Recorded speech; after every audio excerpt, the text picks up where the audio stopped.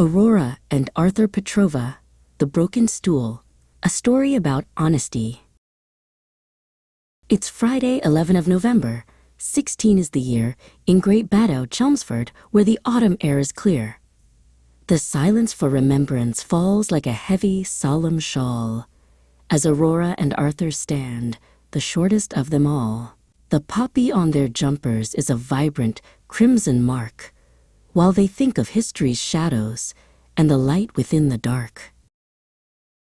They left their home in Romford, where the 86 would run, and the 496 bus rumbled underneath the city sun. But house prices were horrendous, an abysmal, soaring height, so they moved to find a spacious place that they could afford by right. Now the commute is tedious, a monotonous long crawl, far away from London's energy and every city wall. Aurora is quite crestfallen. She longs for what was lost, calculating memories and the move's heavy, emotional cost. The village feels like alien land, a strange and quiet sphere, unlike the loud cacophony she used to love to hear. It's bad enough we moved, she sighs, to this dismal rural street, where the silence is a monster that I'm not prepared to meet. Both children are loquacious. Their voices never cease. They find that vocal energy gives their frantic minds some peace. With pink frames for Aurora and Arthur's green ones too, they mimic scholars as they bicker about everything they do. Your logic is infantile, Arthur shouts with juvenile glee, while my intellect is superior, as anyone can see. Maria wears long orange sleeves to hide the marks of old, scars from childhood burns, a story that is rarely told. Her orange glasses shimmer as she hangs a Balkan rug, trying to make this house feel like a warm and cozy hug.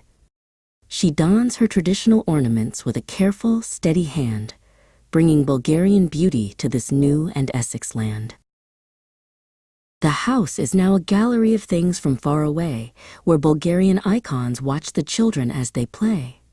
But for Aurora, the change is hard, a bitter, sour pill, a lack of city rhythm that she hasn't learned to still.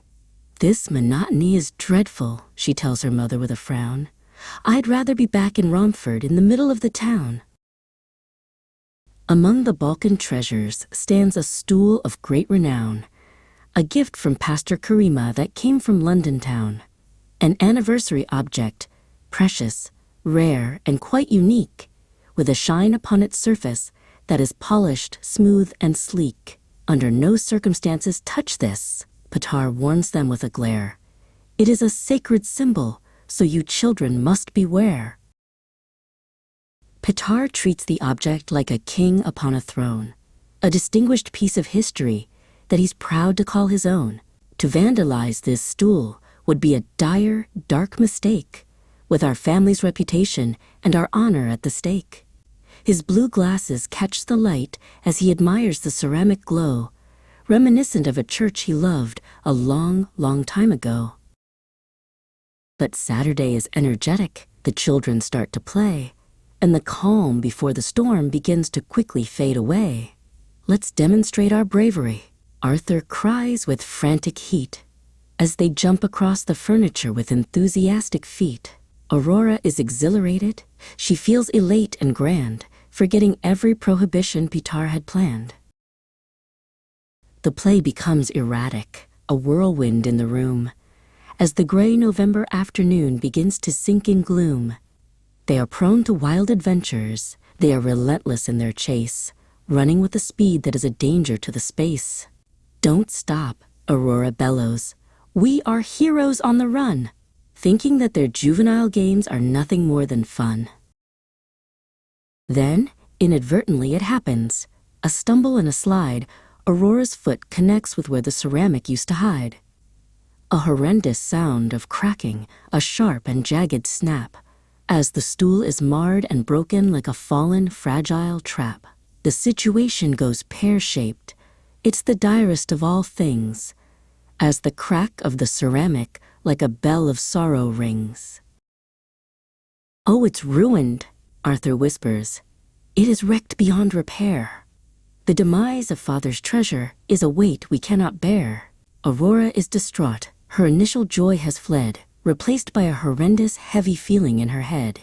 We must start from scratch, she cries, or find a way to hide the truth, lest we face the irate fury of our father in our youth.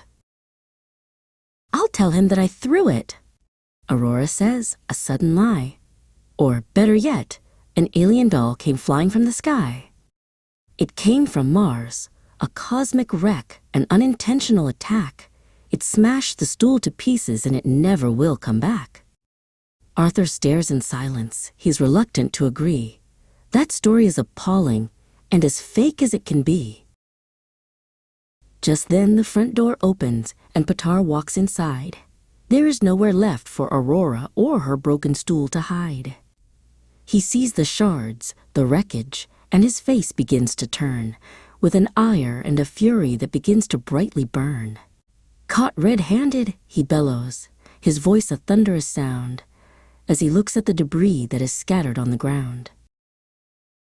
An alien did it, father, a doll from outer space, Aurora cries with panic written on her sweating face. But the lie is inconsistent. It's a big mistake to try, to cover up the damage with a wild and foolish lie. Stuff and nonsense, Petar shouts. Your words are rotten and they smell. To add fuel to the fire with a story you would tell. He is incensed and livid. His patience has reached the brink. He doesn't have the tolerance to stop and even think. I am infuriated, he roars, his ire reaching a peak, as Aurora's lying spirit makes her feel so very weak. He reaches for the kitchen drawer, his movements fast and stern, for a lesson in the truth is what he thinks she needs to learn. He uses the wooden spoon to chastise her for the lie, while Aurora starts to wail and to let out a heavy cry. The truth is indispensable, he shouts with every stroke. A liar's heart is fragile and is very easily broke. She is reduced to tears now, an inconsolable, sad sight, as the shadows of the evening turn into a bitter night. Marija enters softly, her orange sleeve so long, sensing that the atmosphere is turbulent and wrong. What has happened here, she asks, her voice a gentle flow, though the stench of the deception is a thing she seems to know. She sees Aurora's face, so marred by tears and by regret, a consequence of lying that she won't easily forget. Get in the car, Petar commands. To church we must proceed, to find a taste of medicine that your spirit seems to need. They pile into the Audi, the red A3 from '09, while the cold November stars begin to distantly shine. The drive is long and silent, an automatic steady hum, as Aurora thinks of everything that she has now become. They reach the Enfield vineyard where the lights are glowing dim, and Marija leads Aurora in with a spirit stern and slim. You must listen to the pastor, Marija says with quiet might, to right a wrong and find the truth within this sacred night. Aurora walks with heavy feet, her pink glasses slipping down, the saddest little girl in all of this suburban town. Pastor Ajay Kotecha stands before the waiting crowd.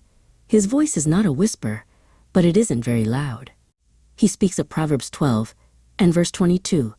Lying lips are an abomination, he tells the faithful few. But those who act with honesty are the Lord's supreme delight. As Aurora feels the message pierce the darkness of the night. Aurora sits and ponders on the error of her way, the way her wild deception led her spirit far astray. Honesty is the best policy, the pastor's words remain, washing through her conscience like a cooling summer rain.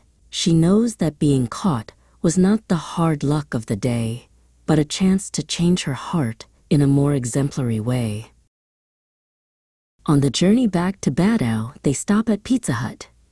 The door to delicious pepperoni is a door that should be shut. The scent of melted cheese is an irresistible warm lure, but for a little liar the sanction must be sure. Arthur eats a slice of crust, his eyes are wide and bright, exhilarated by the feast within the middle of the night. No pizza for you, Aurora, Petar says with steady tone. A consequence for lying that you must face all alone. She watches as they eat their fill, her stomach feeling thin, knowing that the lack of food is a deduction for her sin. It's the last thing I wanted, she whispers to the pain, as the red Audi carries them through the falling rain. She goes to bed in silence, without a single bite, while the moon reflects the honesty within the silver light. Честността е най-добрата политика, she whispers to the air, finding that the truth is now a thing she wants to wear. No more aliens from Mars, no more stories from the sky, for Aurora knows the heavy weight of every single lie.